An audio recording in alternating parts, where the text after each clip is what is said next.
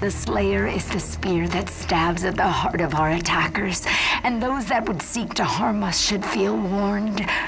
For there is only one dominant life form in this universe, and it carries a steel-barreled sword of vengeance. All hail the coming of the Destroyer.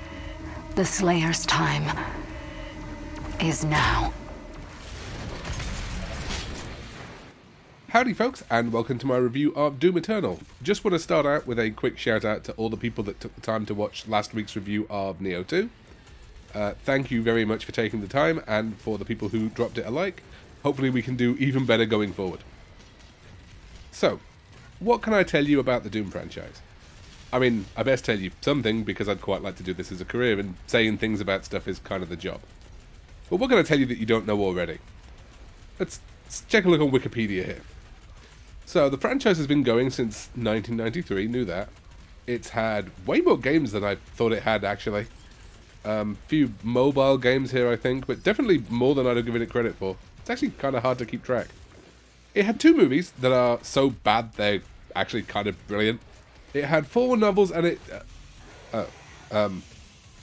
okay. Doom's had 4 novels?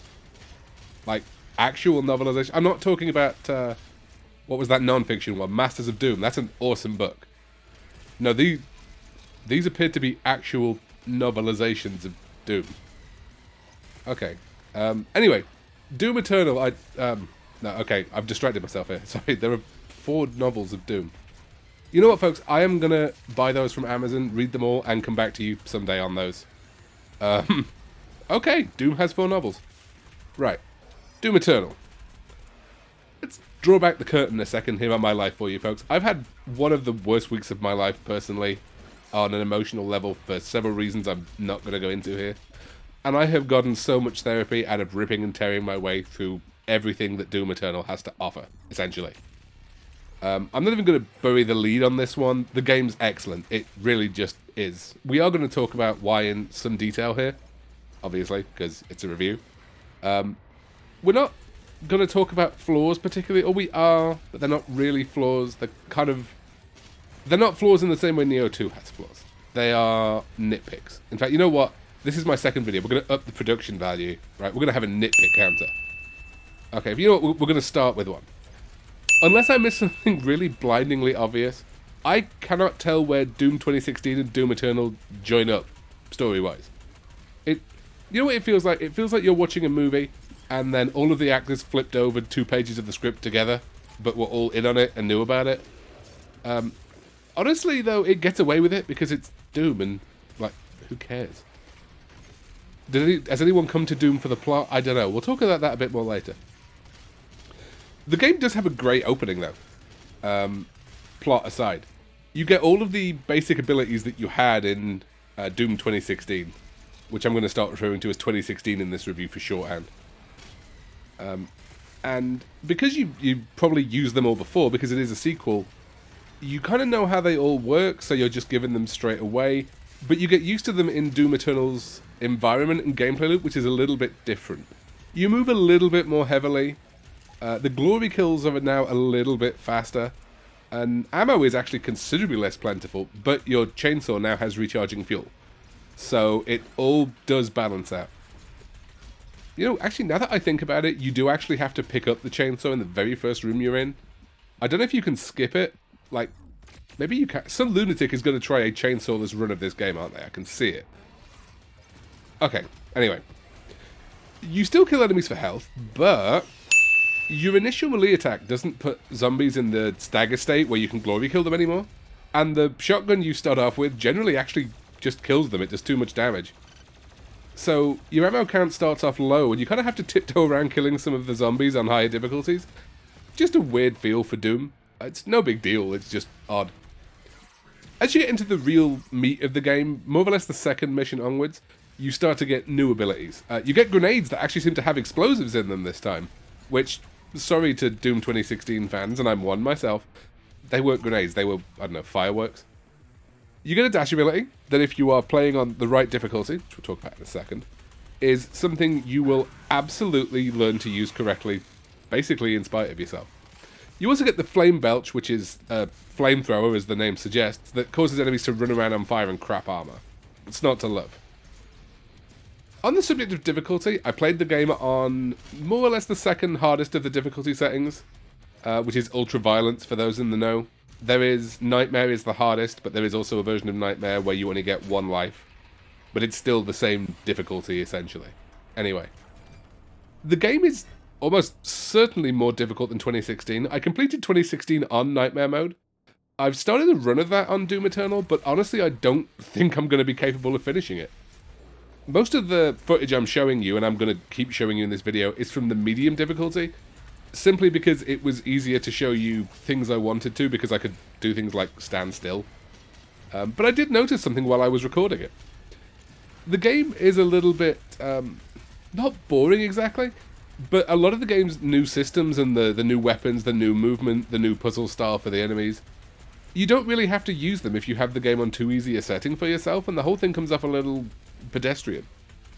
It's not a flaw, because there are going to be people out there who need that easier difficulty to play on, and that's perfectly fine. But if you find the game is feeling a little bit pedestrian to yourself, up the difficulty, and that feeling will absolutely go away. The game will force you to use the new stuff to survive. It's funny, really, once you've got all the new abilities and a few of your guns, the game actually has this weird kind of survival horror vibe to it. You are near constantly scraping through fights by the skin of your teeth, and every time you die, you'll be able to point to like the 1 or 2 shots you missed on a crucial enemy as to the thing that killed you. I never died and felt that it wasn't my fault when I did, which is just awesome from a design standpoint. Quick note, while we're talking about deaths, there's a lot more platforming going on than there was in Doom 2016, which has been reported widely and isn't necessarily everyone's cup of tea, but it's still nice and fluid, and if you miss a jump, it's no longer an instant kill, you just reload to the last standard platform you were on, which is absolutely amazing. I'm also going to give the game a tip of the... well, I'm not wearing a hat. If I were wearing a hat, the game will get a tip of it, because it also starts you off with the double jump you earned from the last game. Nothing annoys me more than getting a double jump Metroided right off me at the start of a game. Now, speaking of movement, Doom Eternal, we need to have a little bit of a chat. You gave me a grappling hook. You didn't show me a grappling hook and then failed to give it to me. You gave me the grappling hook, so we are cool. But you see this? No, not the bunny. This. And this. And this. The giant mechs that were clearly used to awesome effect fighting the giant demons, even to the point of having Iron Man style hand repulsors. Why don't I get to go in one? Seriously. I mean, and spoilers here for anyone who apparently hasn't played a video game before, but the last boss is one of those giant demons. If you are saving the mechs for the DLC, I am going to be so cross. Anyway, it's minor, moving on. On the subject of the guns, I'm not going to cover any of them in great detail, except to say they're big, they're loud, and they have potential upgrades coming out of their ears. Everything does, very similar to Doom 2016 there, you get upgrades for everything, which is awesome, because it means there are more secrets to find. Enemies this time around tend to have weaknesses to specific things relating to specific guns. Some are more weak to the minigun or the shotgun, that kind of thing. So I actually found myself using all of the guns, which is not a thing I did in 2016 all that much.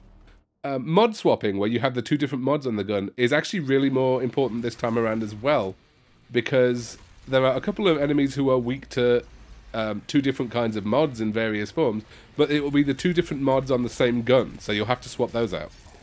Plus, who doesn't love being able to have a fully automatic shotgun that burns through all of its ammo in about 3 seconds? The ammo counts in this game are really, really tiny. You are encouraged to use that chainsaw. A lot of the larger enemies actually now have specific weak points. These vary a little bit in how useful they are. They do have a fuck me light. On the Arachnotrons, the giant spider dudes, removing their turret is pretty much essential. But the Revenants, the dudes with the rocket launchers on their shoulders, by the time I'd gotten to the point of shooting off both of the rocket launchers, they were generally staggered anyway. I could just take a headshot. Unless I was using the sniper rifle, which is... but this is Doom. Like, I don't use a sniper rifle that often. It's Doom. That's not what I'm here for. Big tick in my personal win column, though. The Assach with shields from Doom 2016 that the plasma rifle was so effective on, you can now just use the plasma rifle and make their shields explode. That's so satisfying, having dealt with them for an entire game. So, we haven't discussed how the game looks or sounds yet, and we're not going to right now either, because I want to talk about the plot briefly. What in the name of Satan's portion is going on in Doom Eternal? Now, you might notice you did not hear the nitpick counter go off. That's because I actually thoroughly enjoyed all of the cutscenes in this game without really understanding many of them. And Doom 2016 conditioned me to absolutely not care about anything but where I'm putting the next bullet.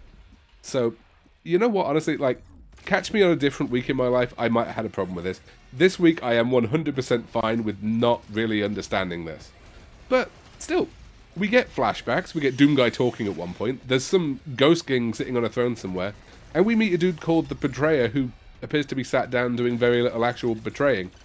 In fact, minor spoiler, but when we get to the end of the game, it all just sort of stops.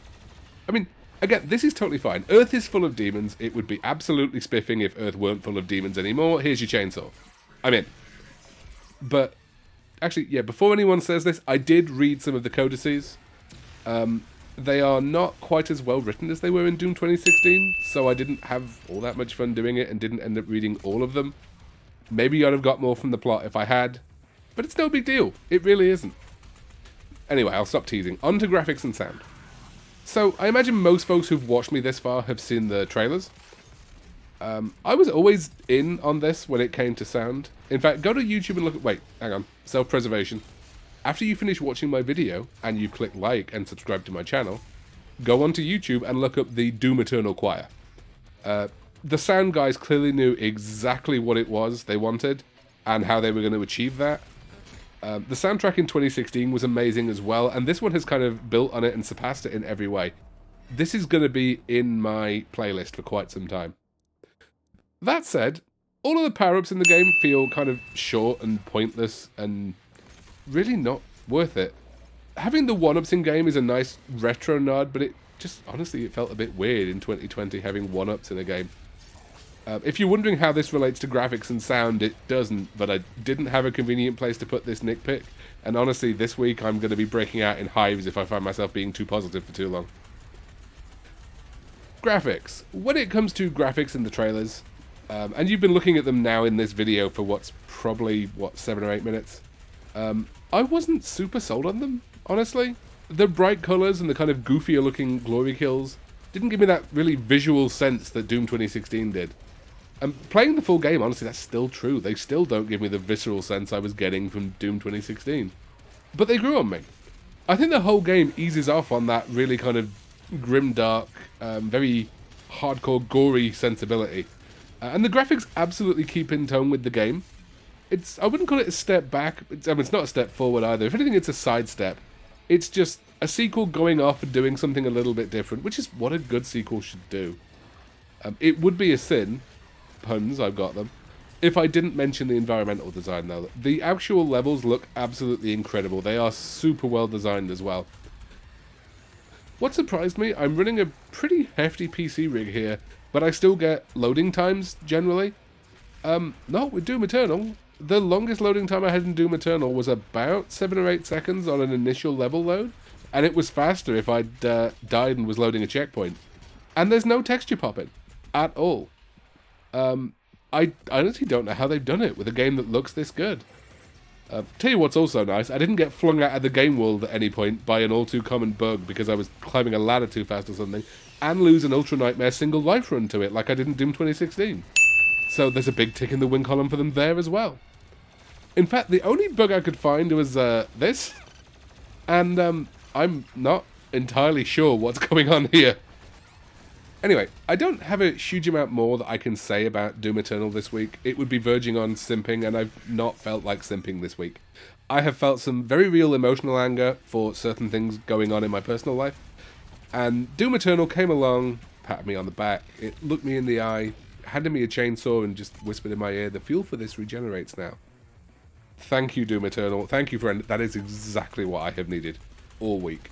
Cannot recommend enough, folks. Go out and buy it. Hey folks, thank you for watching this far, if you still are. I hope you enjoyed the Doom Eternal review. If you did, please consider giving the video a like and subscribing to my channel, as both of those things help me out hugely. You can also follow me on Twitch. You can see the link on your screen and it will be in the description for the video. I have just rearranged my Twitch schedule so that you'll be able to see a lot more of me playing the games that I'm going to be reviewing. Not 100% sure what next week is at the time of recording this, so we'll find that out together. I have also set up a Patreon for my channel. Now, you might think this is terribly presumptuous, given I don't even have 10 subscribers on YouTube yet. But it's there. I wanted it there for people. If you wish to help me keep the lights on around here and help me improve the quality of the channel, the long distant dream is having a video editor so I can produce more content, then please do consider dropping me some money on there. There are no tiers or anything like that. It's literally just an avenue for you to help support me and help support the channel if you're enjoying my stuff. You can also follow me on Twitter, where you will see me giving updates on the Twitch channel and generally just talking complete cobblers about video games and whatever else is on my mind. I hope you enjoyed all of this, folks. I look forward to talking to you all next week. Peace. I'm out.